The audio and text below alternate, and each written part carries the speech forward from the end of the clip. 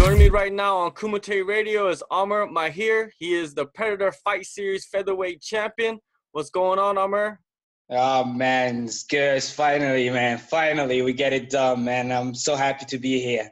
Me too, man. I'm finally happy to get you on. You grew up in Egypt. What was it like, Yeah, as a little kid in Northern Africa? yeah, man. You don't want to be there, in first place. I was a normal kid, I was a school geek growing up, all I care about is my studies, when you grow up in these parts, you're like some kind of parent oriented. You're like directed by your parents and you don't make your own choices basically. So I was like just like following the rules. I wasn't bad, until I got to high school and my parents got some kind of like family issues. So I got like mixed up with the wrong crowd and yeah, you know how this story goes and shit. But yeah, I got my shit done before going into college. So my bad period wasn't that long, thankfully. As a young kid, you had a serious illness. Could you talk about what you suffered from? Yeah, so basically, it's some kind of failure in the in hormonal levels. It's like fluctuant hormonal levels. My testosterone like dropped to zero all of a sudden. Nobody knew what happened, and the basic diagnosis is just like some kind of testicular failure, which is like some sort of cancer.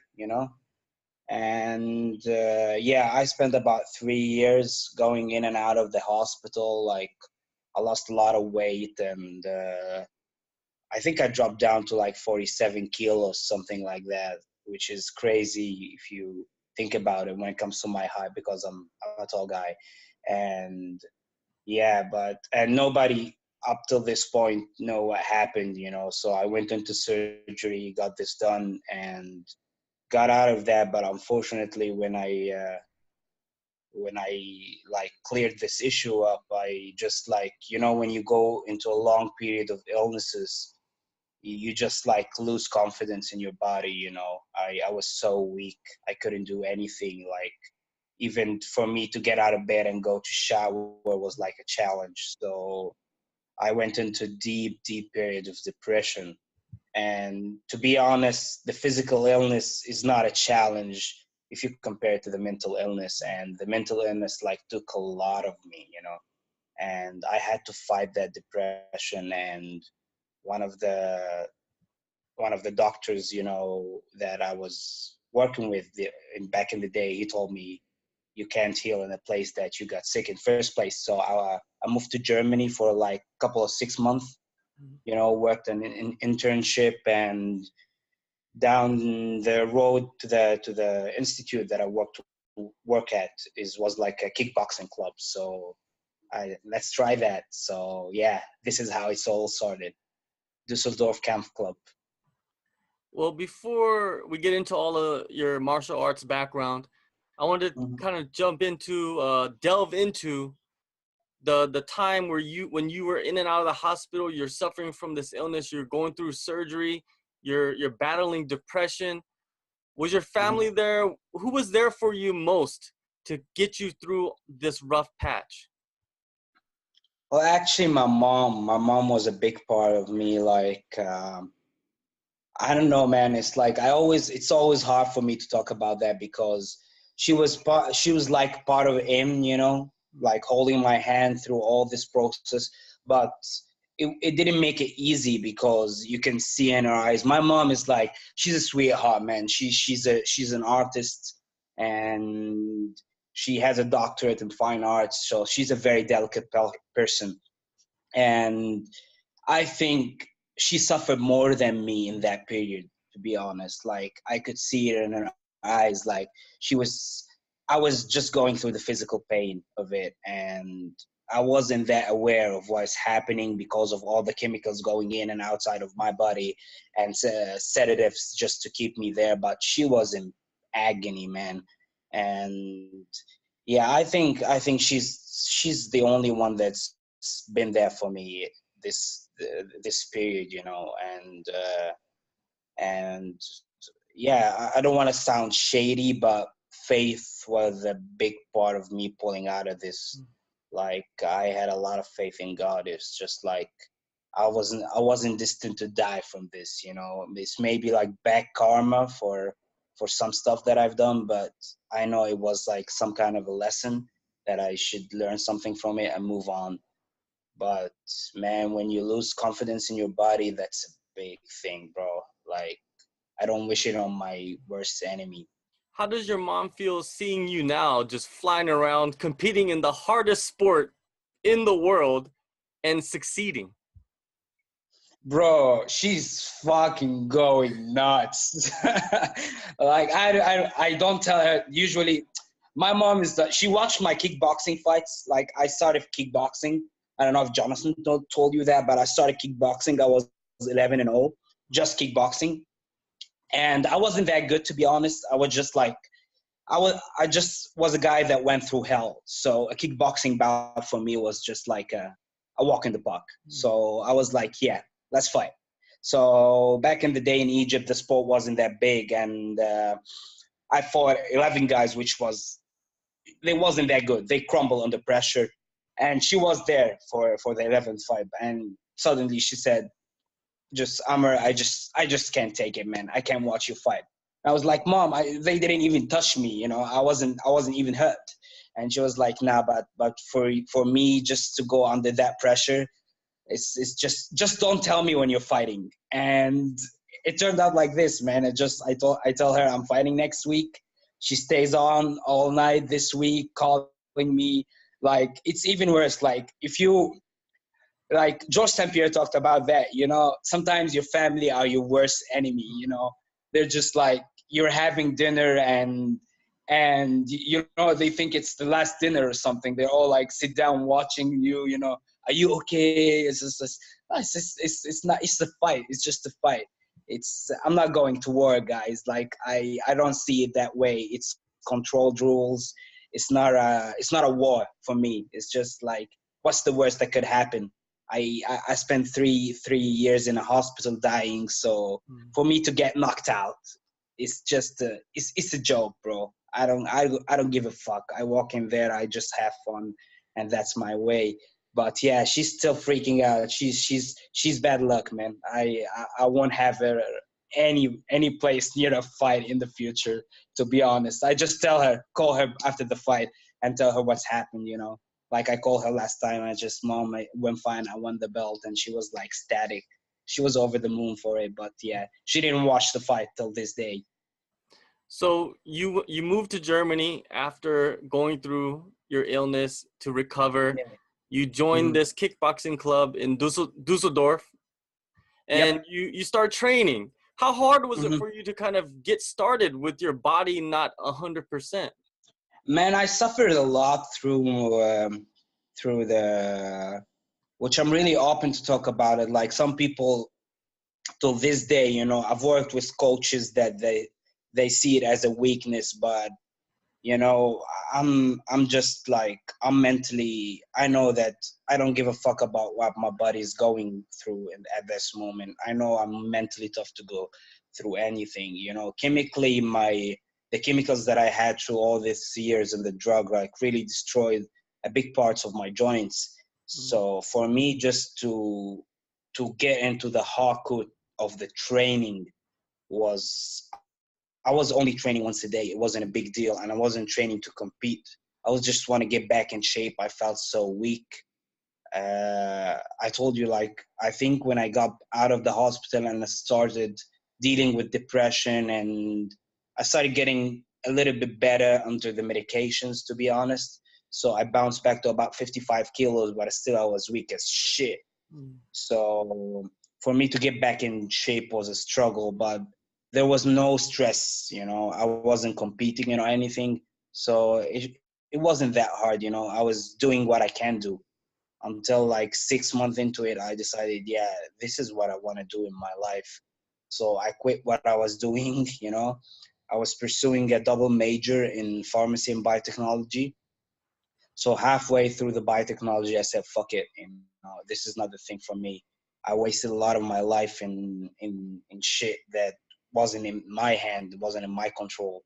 So I'm not gonna waste the rest of my life doing shit that I hate. So I quit what I was doing, and yeah, I started kickboxing immediately. How long did it take you to finally visit Thailand? Man, it's a long process. In between that, there was an ugly divorce. Mm. Yeah, so I got married like very young. Like after I came back to Germany, from Germany, I was like, I got married right away.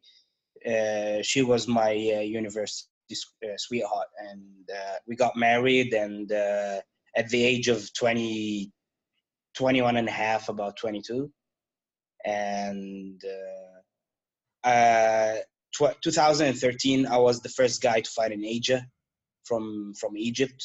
So I was making my MMA debut here in Egypt after I got spotted by a promoter, Amit Sajapal. Shout out to this guy. He's one of the guys that discovered me like in my kickboxing career, and he told me that you're fighting MMA. You want to do MMA? And I was like, yeah, I'm intrigued. Let's do it. So being an idiot and jumping in the ring without no ground game, I got my ass kicked in the first round. You know, I got choked out, like out. So yeah, so 2013, that's when I met Dylan Fussell for the first time, and I met the team. And the team Quest went on a tear that day. You know, in 2013, all of the fighter got their wins. Glenn Sparv was on the team back in the day. The team has a lot of big names, so I want to be part of that team, but me being married, I had a lot of responsibilities. I had to work, so I couldn't leave my wife and just come here and stay in Thailand, you know. So yeah, this couldn't come true until, unfortunately, like my divorce happened, and because of this, you know, and I moved here immediately. I see you want to talk about the divorce. I can No, talk no, about it. no. No problem. Whatever you want to talk about, I'm an open book, bro. Maybe in a future interview we could get into all of that. I want to kind of focus on, when you first got to Team Quest Thailand, you start training. What made you want to stay there? I know that you said you saw the whole team win that night, but there must have been more to that. There must have been more when you got there. Yeah, I got there last year as a full time, and I got my ass kicked, man. It's like it was my first, which is like being. I'm not that young, you know. So for me to go through 3 training sessions a day in a pro team was a lot for me to process. But it was a challenge, man, and I don't back down from challenges. Dylan is the kind of coach that he doesn't give a shit, you know. He's not the kind of coach who's gonna pat you on the back and say everything is gonna be all right. If you're in that room with Dylan, he's gonna kick your ass. He's gonna make sure it's a miserable training session for you. So every day was miserable, you know, for the first month. Well, I think up till now it's miserable. So every day is miserable, you know. He just puts a lot of pressure on you. He keeps you working, and eventually I've seen so much improvement that I was shocked. You know, it was like now I can move better. My ground game is spot on, thanks to Justin Siddell we have here. He's a 2nd degree black belt, and the program is also provided by Bruno Cavallo, which he's a name on his own. You know, he's just a brand. You know, so everything was spot on when it comes. It's not necessarily I like Chiang Mai. The city is not for me. You know, I'm more of a city boy. It's so calm in here, but I'm so loyal to the gym, man. The gym, the fighters are giving me a constant challenge every day, and I really want to drop. Like we have Shannon, she's a current champion here, the stadium champion here.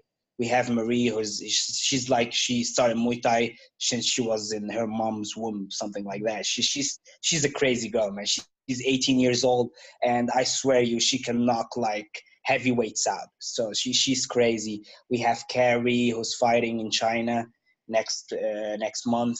the guy I told you about. We have Jack Farron, an undefeated amateur Muay Thai fighter, and he turned pro coming in here, and I think, yeah, he won he KO'd his first two opponents. And we have Kiwi Jack Farron, who's also a big challenge, man. The whole team, man, the whole team is just awesome. You know, they keep me under constant pressure, and that's the thing I want to grow. Yeah, and that's all I care about. From early 2014 to late 2015, you went on an incredible streak. Everything was clicking for you. What was the secret to your success at that time? I sucked, man, back in the day. I wasn't that good. I was just pure heart. One of the things that Dylan Fussell, you know, I was 2016 when I lost to Christian Tremaine, and Christian Tremaine was a Team Quest back in that fight. Like Bruno Cavallo was in his corner that fight, you know. So I was just pure heart, man. You couldn't just break me. You know, I told you, like, I was dying for three years, you know. So for me to go in 15 minutes and fight my ass off for under controlled rules that I know I'm not gonna die. So it was just like, you can't break me. So all my opponents knew that about me, and going in there, you know, even in Egypt back in the day, we just like, even promoters was so shady. They favor guys on other guys, and I was never the favorite. I can never be an ass kisser. Is that even a word? And and they just like put opponents that like overweighs me by 15 and 10 pounds, and I just like KO these guys out because they just couldn't handle the pressure. I was just a good athlete. I worked hard, and I had a ton of heart, and you can't break me mentally. But I didn't focus on the technicality of the game, just to be like more sound as a fighter. So when I hit Christian Tremaine out of Team Quest, he was here a full-time fighter for like about a year and a half. That what hit me, you know. I need a lot to work on, especially my ground game, man. The guy, he was a purple belt back in the day. I was just a white belt, and he took me down, and I didn't even know what was happening on the ground, to be honest. So yeah. Speaking of that loss to Christian Tremaine at Full Metal Dojo 8, your winning streak was gone. For a lot of fighters, you know, doubt can creep in and destroy their confidence. How did you pull yourself out of the trenches? Fuck that, bro. I don't care. I don't care about doubt, and this kind of stuff doesn't even exist here, man. I knew I had something to work on. I came out of this fight. I shook Christian Tremaine's hand, and I was like, "Yeah, bro, thank you for letting me know that my shit doesn't work, and I need to move on and work on something else better." You know. So I started pursuing my ground game right away. I was married back then, and I had a lot of money because I was working. So I got an American a full-time coach, just to try to teach me wrestling and ground game. He was a black belt as well, Jay Sukari. I got him in my corner, and he started like teaching me the basics of wrestling. And I had to travel, man. This guy was based in Alexandria, and I was living in Cairo, and I had to travel weekly, like 600 kilometers, just back and forth, just to train with this guy. And I worked my ground game on, and I was planning on moving here, and that what broke my marriage all apart. You know, I was like, yeah, I can't be working, and Christian Tremaine teach me that you can't be a part-time fighter and make it. You have to be dedicated to the whole fight game thing. So I was full-time fighter back then, and I was pursuing it with all my senses, you know. And this is when I was like, yeah, I don't break, I don't doubt myself. As these things don't exist, man. It's all mental. You just need to pick yourself, dust yourself up, and just move on, you know, and learn and be better. That's it. Oh, so you're taking the 600-kilometer drive back and Mm-hmm. forth Mm-hmm. weekly to train with this Mm-hmm. guy, and Yeah, then sometimes. sometimes a Mm-hmm. few times a week? Yeah, twice a week. Jesus Christ, that is incredible. That's dedication. Mm. Yeah, man. The thing is, I think you talked to Fabrice about that. We don't have a black belt in Egypt, which is fucked up, man. Like, if you think about it, just how come a whole country of 80 million, we're not even 80 million. We're crossing 100 now, and we don't have a single black belt in the country. So he was the only black belt back in the day, and he was living in Alexandria. He hated the politics. Everybody was like fighting him. They wanted him off the scene because they knew he was the best. So he just like went into his bubble and he said, everyone that want to come to me, you just come to me. I'm not going to go to anyone. Sometimes I bring him back home, stay for me with a week or so, but I was doing the journey weekly, man. And I was happy about it. I learned a lot from this guy. Then when did you decide to pack your stuff up and go to Team Quest Thailand? As soon as my divorce finished, I hit up Dylan and I told him, man, it's finally happened. Can I be part of your team? And it was like, he was so welcoming, man. And I've told you, there's no bullshit when it comes to Dylan, when I remember exactly when my best friend in this whole world, Fazan, I think Fazan, he's fighting in Aspera tonight, and he's my manager as well. And he asked him, he wasn't my manager back in the day, and he asked him, what do you think of Amr back in 2016? So he said, yeah, he has heart, but he's not good enough. So I was like a little bit scared approaching him in 2017, asking him about being part of the team. But the guy was so welcoming. He said, yeah, I want you to be part of my team. I see you're going to be a good fit. You bring on a good vibe. Just pack your shit and come here. And yeah, it's been like that ever since, bro. I never left. How long was it until to the point where you landed in Thailand? How long was it till you took that fight at Predator Fight Series? So I took a fight in Jan that ended up in no contest. Mm-hmm. And I'm not allowed to discuss why it ended up in no contest until I contact my promoter. But then I should have rematched the guy in June, and the guy just didn't make it. So they asked me, "Do you want to fight the champion?" And Juve was then on a 6-fight winning streak or something like that. And at this point, man, I was training daily. We had like even tougher guys from Feb. Because we have a lot of guys that visit and go back, like Gabriel D from the UFC, and there was a lot of guys. So I was having my ass kicked every day, in the gym. So I had like 5 months of training, and then I decided, fuck it, man, I'll fight anybody. I just want to fight. So they brought me in, and Ferdy was so good. The promoter, the owner of Predator, he said, hey, I'm gonna give you a second chance. You want to take on the guy for the belt? And I was like, yeah, man, fuck it, let's do it.